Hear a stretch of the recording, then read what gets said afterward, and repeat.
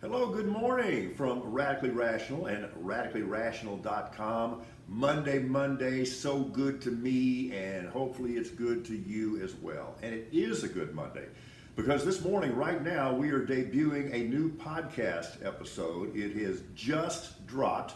You can get it wherever you get your favorite podcasts, or you can go to our website at radicallyrational.com.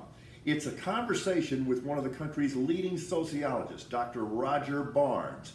Here's what we're talking about.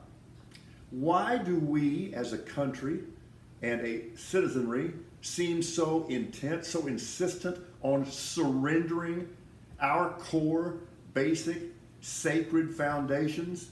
Nobody's taking these things from us. We are giving them up. We're surrendering them. Why are we doing that? And maybe we've got some suggestions or ideas or thought starters about what we can do to reverse that process. And it's really a nice coincidence that this podcast drops today. We didn't plan it this way, it just turned out.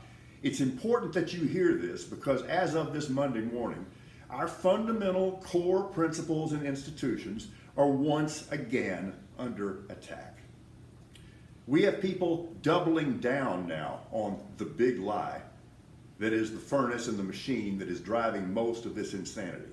Once again, we have a new round of cultist crazies insisting that the 2020 election was stolen.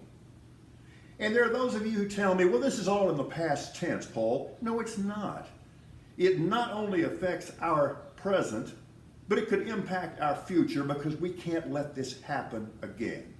Let me just say categorically, if you are among those who are still perpetuating this lie, who are embracing this lie, or are pretending to embrace this lie when you know it's a lie, you are not patriots. You are the people who are being disloyal to this country.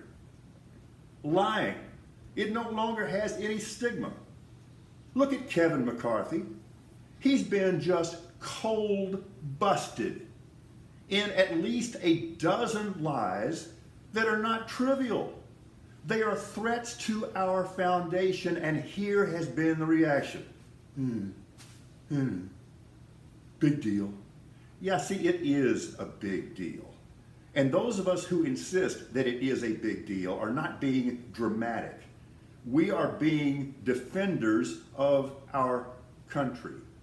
The things he lied about are not trivial.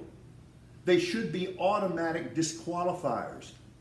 They should come under the heading of pack up your shit and get out of here. But we're told it just doesn't matter. And who's telling us it doesn't matter? Cowards. Cowards within that party. Tell you what I do like. These folks aren't cowards. Secretary Austin saying that he wants Russia weakened, saying that Ukraine is going to win. Secretary Blinken saying that a free Ukraine will be on the scene much longer than Vladimir Putin. Yeah, this administration is really soft on Russia. Now, here's one of the core principles of Radically Rational. We're not afraid to say, I don't know. That's really interesting, and I'm not going to let this be just some kind of tribal thing. The Supreme Court case about a high school football coach in Washington State who says he lost his job because of his habit of praying post-game on the field. I don't know. Do you find that refreshing? Because these days you're supposed to come down on one side or the other with a foolish certainty. Here's where I think I would make the distinction. If that coach was making any other person in that organization pray when he wanted them to, on his terms, to his God, with his message, no, that's not acceptable. On the other hand, and we're learning the facts about this, if this was an individual taking this action because he felt compelled to do it, and there was no coercion involved with anybody else, I'm pretty sure I'm okay with it. And there is a core point here.